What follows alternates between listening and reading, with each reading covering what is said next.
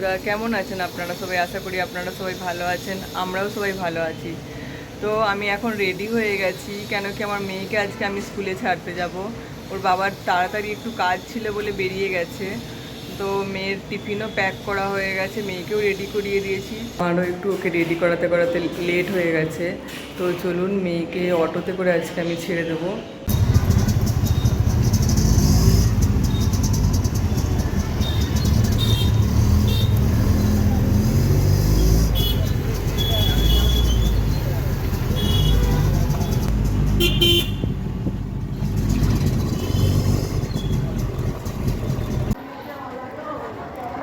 By.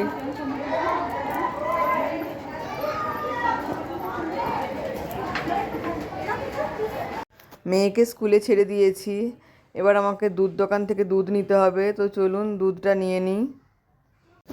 আর এখানে দুধ, দই, মিষ্টি, পনির, লস্যি সব কিছু এই দোকানটাতে পাওয়া যায়, একদম ফ্রেশ।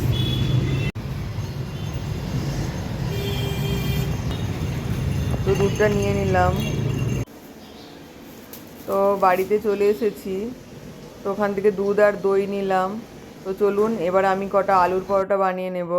আজকে আলুর পরোটা বানিয়েছিলাম সকালের টিফিনে। তো ছেলেকেও টিফিনে আলুর পরোটা দিয়েছি, মেয়ের টিফিনেও আলুর পরোটা দিয়েছি, আর হাজব্যান্ডও খেয়ে চলে গেছে। তো এবার আমার জন্য কটা আলুর পরোটা বানিয়ে নেব। তো চলুন ফটাফট বানিয়ে নিই।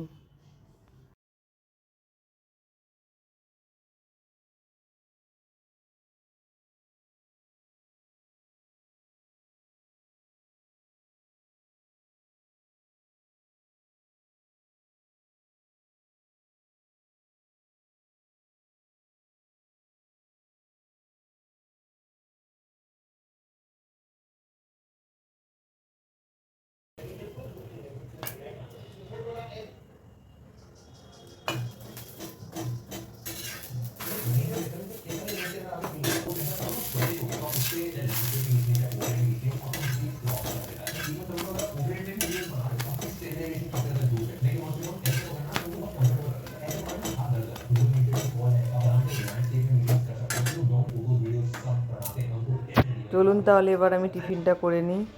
তো এখানে একটু দই আর দইয়ের উপরে একটু চাট মশলা আর ভাজা জিরের গুঁড়ো ছড়িয়ে দিয়েছিলাম।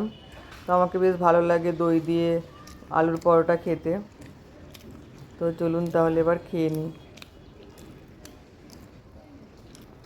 আর আলুর পরোটাটা আমার মেয়েও বেশ ভালোই খায়, ওকেও ভালো লাগে। অন্য সব কিছুতে নাটক করে, কিন্তু আলুর পরোটাটা ভালোই খেয়ে নেয়। ওকে আমি বেশিরভাগ টিফিনে আলুর পরোটাটাই দিই। তো মেয়েকে তো স্কুলে ছেড়ে দিলাম, দেখলেন তো। আর এবার বাড়ির কাজগুলো সেরে নিই, এবার তাড়াতাড়ি ছিল ওই জন্য বেরিয়ে গেছে। তো চলুন আজকের কাজগুলো করে নিই।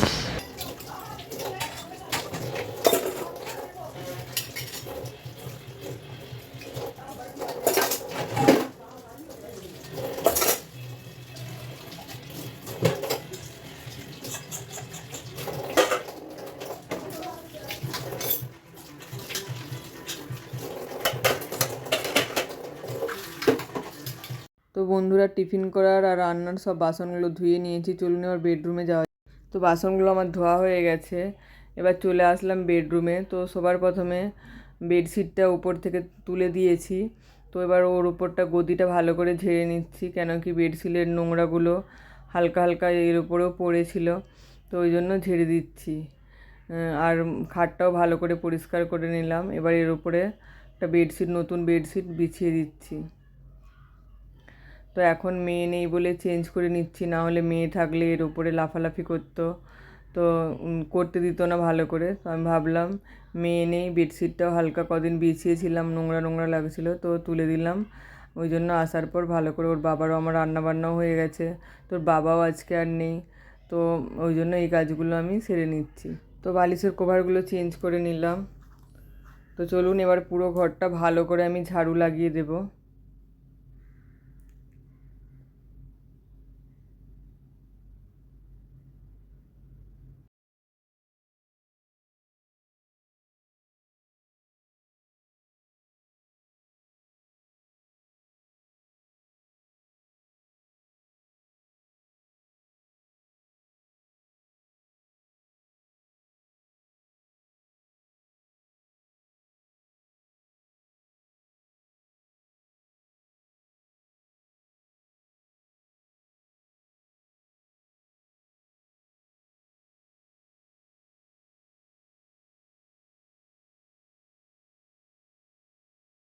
তো ঝাড়ু মারা হয়ে গেছে আমার, এবার পাশের বেডরুমে চলে আসলাম। তো এই বেডরুমটাও ঝেড়ে নিয়েছি, আর বালিশগুলো যেরকমভাবে ছিল রেখে দিয়ে তো এই বেডরুমটাও ভালো করে ঝাড়ু লাগিয়ে নেবো। তো আজকে সন্ধেবেলা আমরা একটু বেরোবো। তো আমাদের এখানে যেখানে আমি থাকি এইখানে আজকে বিশ্বকর্মা ঠাকুরের বিসর্জন, তো বিসর্জন দেখতে যাব। ওই জন্য আজকে ঝটপট এই কাজগুলো আমি বাড়ির সব সেরে নিচ্ছি, কেন কি আর বিকেলে আমি টাইম পাবো না, রেডি হতে হবে, সন্ধেবেলা বেরোবো। আর আজকে আমাদের দোকানেরও সেদিনে যে ঠাকুরটা দেখিয়েছিলাম আমাদের পুজো হয়েছিল দোকানে, তারও আজকে বিসর্জন। তো আমার হাজব্যান্ড ওই জন্যই তাড়াতাড়ি বেরিয়ে গেছে। তো ঘরগুলো সব ঝাড়ু মারা হয়ে গেছে, এবার চলুন পুরো ঘরটা এবার ভালো করে একটু মুছে নিই।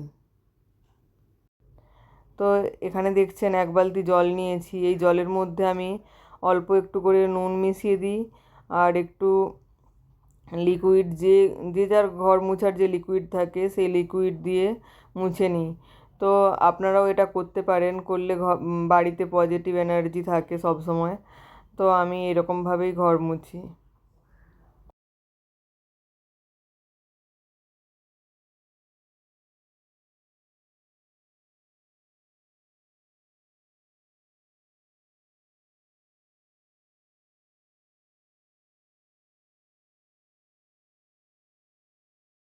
তো চলুন, হলটা আমার মোছা হয়ে গেছে, এবার বেডরুমগুলোও মুছে নেব।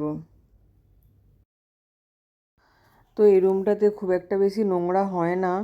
তো এই রুমটাতে আমার ছেলেই একটু পড়তে বসে, ওর জিনিসপত্র যাবতীয় বেশিরভাগ এই রুমটাতেই থাকে। তো চলুন এবার এই বেডরুমটা মুছে নিই। তো এটি আমাদের একটি মাস্টার বেডরুম। তো কিচেন বা সেলাইয়ের কাজের বাইরে যখন আমি বেশিরভাগ সময়টা এই বেডরুমেই কাটাই, কারণ এই বেডরুমেই আমার মেয়েকে রেডি করানো, মেয়েকে পড়তে বসানো, তারপর সব জামা কাপড় পাট করা, সব কিছু আমার বেশি এই রুমেই সময়টা কাটে। তো চলুন, কথা বলতে বলতে ঘরটাও মোছা হয়ে গেছে। জানো মা, আজকে না আমি এই কার্ডটা বানাচ্ছিলাম, এত ভিড় লেগে গেছিল আমি বুঝতেই পারি না কেন ভিড় লেগে গেছিল।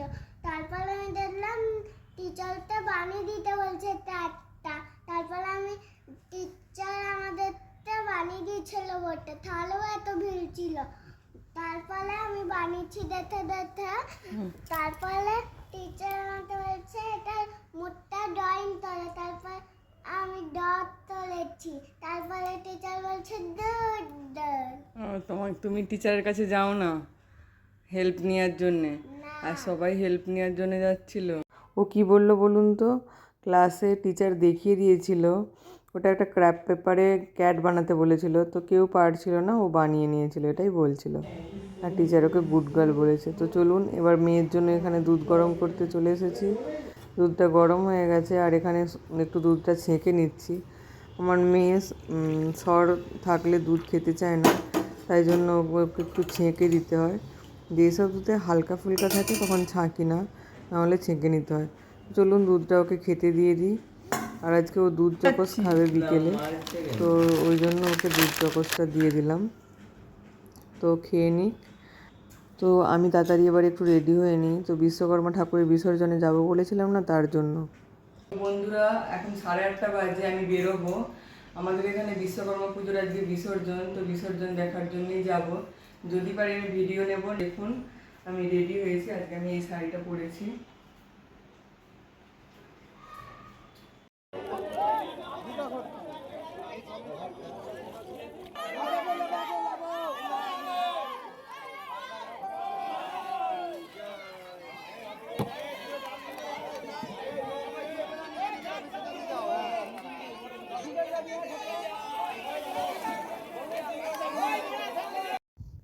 তো দেখছেন তো বন্ধুরা, কত সুন্দরভাবে এখানে বিশ্বকর্মা ঠাকুরের বিসর্জন দেওয়া হচ্ছে। কেউ বা ঠাকুরকে কোলে করে নিয়ে যাচ্ছে, কেউ বা নৌকোয় করে। তো এখানে অনেক বাজনাও হয়েছিল, আর তার সাথে সাথে খুব নাচ গান হচ্ছিল। কিন্তু আমি কিছুই ভিডিও ক্লিপ নিতে পারিনি, কারণ কি আমি ফোন নিয়ে আসিনি। এটা আমার ফ্রেন্ডের ফোন থেকে আমি ভিডিও ক্লিপগুলো নিয়েছিলাম।